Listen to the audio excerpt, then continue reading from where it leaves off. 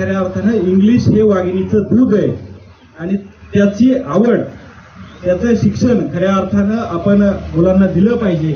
Vocabulary म्हणून एक विषय असतो, शब्दसंग्रह.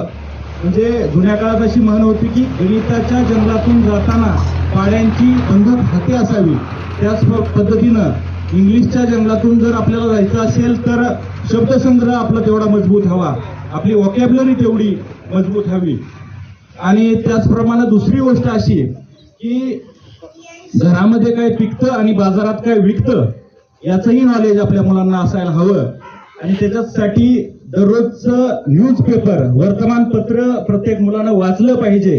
पालकांनी त्याच्यासाठी आग्रह धरला पाहिजे. अशा पद्धतीचं मी आवाहन या मंचाच्या माध्यमातून करेन. तर या दोन गोष्टी खूप महत्वाच्या आहेत आणि आपण त्याकडे लक्ष द्यावं अशी मी विनंती करतो. आणि तुम्हा सगळ्यांना या